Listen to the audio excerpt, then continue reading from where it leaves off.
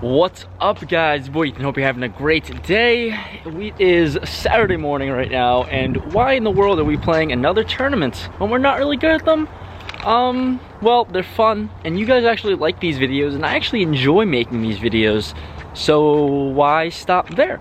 Yeah, playing another tournament. We're playing in a 30K. This is probably one of the few tournaments I haven't actually played yet at Encore that they offer on a weekly basis. Every Saturday they have a 30K guarantee, $360 buy-in, and we're gonna go ahead and play it right now. So driving off there now. It's brick, it's super cold, it's winter, it's legit winter.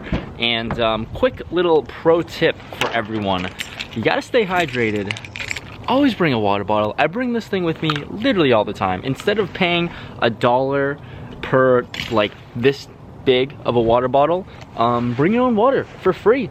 So yeah, pro tip, stay hydrated. We're gonna be there for like 5, 8, 10, 12 hours. I don't know how long, honestly, but you gotta drink some water at the end of the day. So that's all I have to say for you guys in this intro.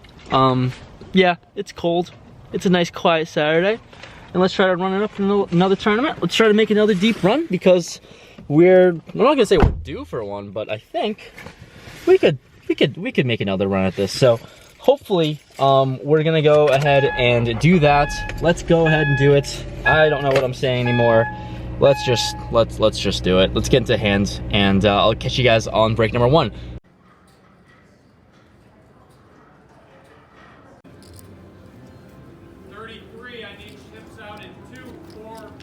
So here, this first hand that we'll semi go over, it was pretty basic, pretty straightforward.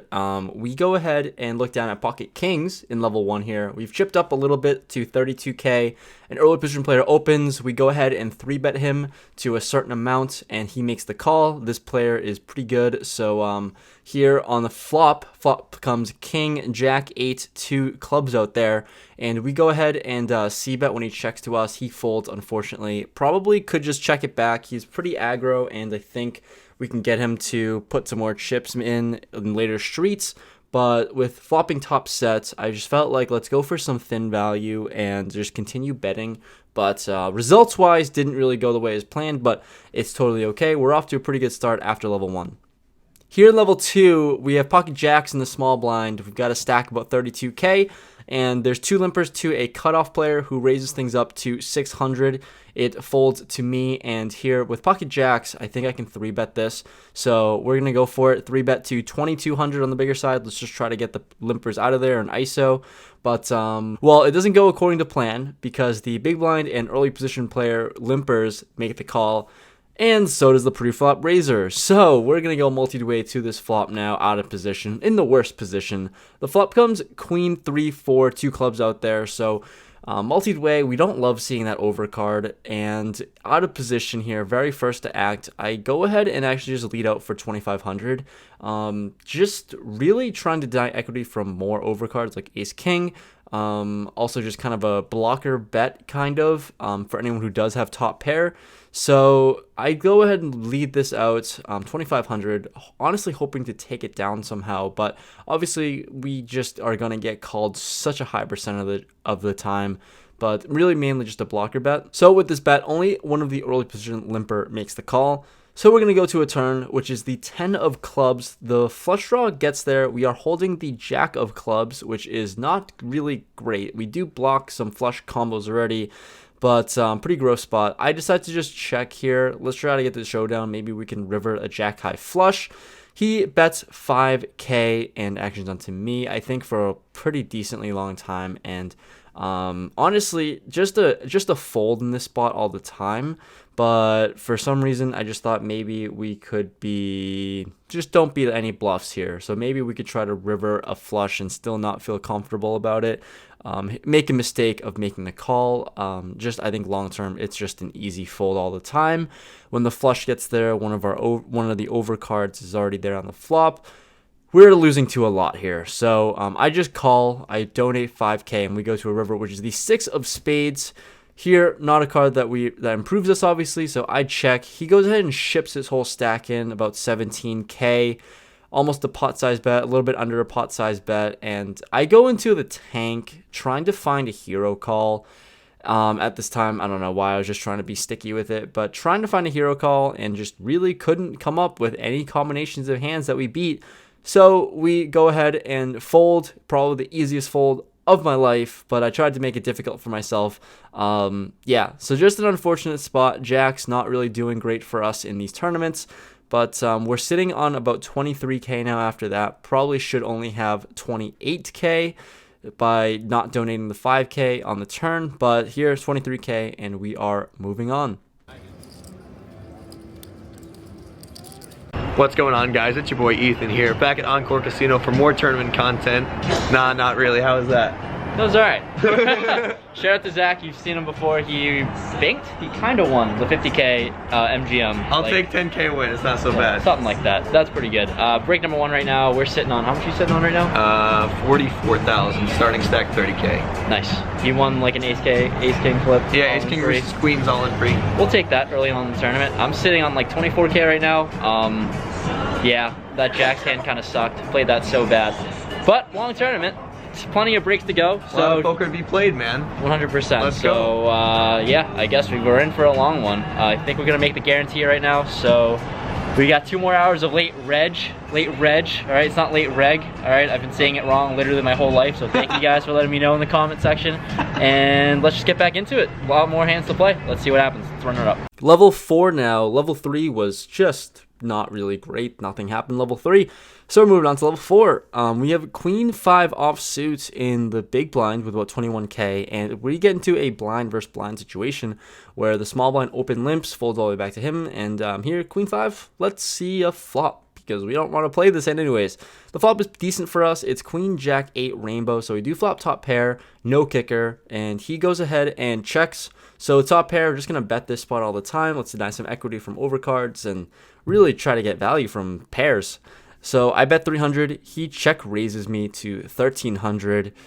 Interesting line here. I mean, I just can't think he's ever that strong when he just tries to limp in from the small blind. So here with top pair, we're not done with this hand just yet. I decided to make the call. The turn is the 8 of hearts. It brings in a backdoor flush draw, and I don't think he'd be check raising bottom pair to me. So more or less a safe card, but now we've kind of protected with our 5 not being a kicker anymore. We got a jack as a kicker. He checks, and easy check back spot in here. Let's just get the showdown. I decide to check it back. The river is the 9 of diamonds, and he goes ahead and leads for 3,300. This is a spot that just doesn't make any sense. His line doesn't make any sense, and I don't really put him on a bunch of 10x's here. So I just go ahead and make the call because he's not really repping a whole lot for value, especially with a bigger sizing. Maybe just trying to blow me off the hand. So I'm expecting to actually win this a lot of times. I don't think he's check raising me with a gutter ball, and I don't think he really has a queen as played because queen would either check it or just try to get some value. So this sizing doesn't make sense. I make the call pretty quickly. He shows Jack 6 offsuit for middle pair or second pair, and we take it down with top pair. So I like getting some value there. We chip back up a little bit closer to starting stack, and let's try to run things up. This next spot here, I play a little bit more unorthodox. You guys will see. We have pocket jacks in level 5. We're under the gun with about 26, 27k in our stack. I go ahead and open things up to 1,300 and a very loose middle position player, very recreational. He's sitting on a really big stack, like big stack, right? Like maybe triple starting stack, like 90k. He 3-bets me to 3,100, and it folds all the way back to me. I haven't seen him 3-bet, and realistically, I don't think he's that good of a player. Reason why I say that is there's another hand earlier in this tournament where he was trying to bluff at it with an open-ended, and another person just rips it all in on the turn. And basically, he called open-ended. He just wanted to gamble. It was a huge sizing. But he didn't know that he was already there on the turn. He banked it. He literally he turned his straight draw, but didn't know that and thought he was still going for it. And he ends up winning a monster pot, stacking another player. So with that information there, there's no way he can be that great of a player, I don't think. Very recreational, and I think he'd be 3-betting very light, and he's or not too light to a certain degree. I just don't think he's at the top of his range, and I don't think he has hands like queens, kings, or aces. So very much confident that I'm ahead in this spot. Let's try to apply a lot of pressure, and I think this is probably one of the best spots that I can go for it and double up maybe. So we go ahead and rip it all in. We jam 27k, basically starting stack. It's a very big jam, very unorthodox play. I know it's tournament's all about survival, but here I thought, you know, we've got a pretty good shot to win this thing, or pretty good chances that we're ahead. And he can call very light. So we jam, he thinks for a little bit and makes the call. So I don't really love or hate that call. I'm going with my read. I'm pretty confident in my read that he's not at the top of his range. So we show our cards. It's pocket jacks versus ace king of clubs. So we are ahead. We found a spot where we are ahead. Not by a whole lot though. So let's try to win a flip for a really big pot. And this could really jump me up and double me up big time. So we go to a flop. The flop comes ace king queen. So that's not the flop we're looking for. All the overcards got there.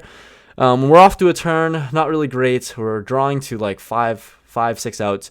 The turn's a 10. Oh my god, the turn's a 10. We are a legitimate luck box in tournaments. Getting there with gutter balls. And the river is an ace. He boats up. Absolute wild turn of events. We went from hating our life to loving our life, back to hating our life. So that is the hand that busted us out. I went with my read. I was pretty confident with my read. I went for it. As much as people say tournaments are about survival and picking spots because there's a lot of play, I see that point of view for sure. I just really thought that this was a really good opportunity for me to chip up a lot. So we went with our plan. Even if we did 3-4 bet to about 10k more or less, we'd be crippled to a stack about 13k on that flop, and we're not really going anywhere. So we'd be crippled to about 13k on the flop. We fold there, and you know, I don't really want to play with a really small stack, although it wouldn't have ended our tournament life. But that's what happened. No outro for you guys today because I was a little tilted after that hand. Tilted not like at the situation, but tilted at the run out and tilted at my decision making and what happened. It was more so just a huge emotional roller coaster ride, and the fact that we got it in really good. Not really good. We got it in good, and then we flopped really bad, and then we turned amazing, and then we river horrible. Huge turn of events, emotional swings. Just didn't want to voice my frustrations at the time and just put a camera in my face. So no outro today. That was it. Really short video. Not a whole lot of hands to go over. That's kind of what happens when you have to vlog every single session, every single time I play poker. But hopefully you guys enjoyed this. At least you got to see some content. Let me know if you guys want to see more videos like this. Like, let me know if it's okay if I can post like really short hands and short videos like this, because not a whole lot happened. We literally went over like 4 hands, which is really annoying. I try to get a lot of volume in with these videos, but this time nothing really happened here, unfortunately. But anyways, I'm signing off for now. Thank you guys so much for watching. Be on the lookout for the next video because I'm posting all the time. And just to plug some social media stuff on there, follow my Instagram. Instagram is Rampage Poker. Join my Facebook group, Rampage Poker Group. If you're a new player, I highly recommend joining that group. You can post hand analysis, and I got a lot of great people who helped me out in the past, give me feedback on playing and hands and all that stuff. So if you're new, definitely join that group there. It's super helpful. Shout out to all the people that contribute on that Facebook group because I'm a little too busy to do that. And also, I don't think I give a really good advice at all. So I don't really trust myself in giving advice. So for the people that do give advice, really appreciate you guys. You guys are the best. And that's about it. That's all I have to plug for now, at least. Anyways, thanks guys for watching. See you guys in the next video. Peace.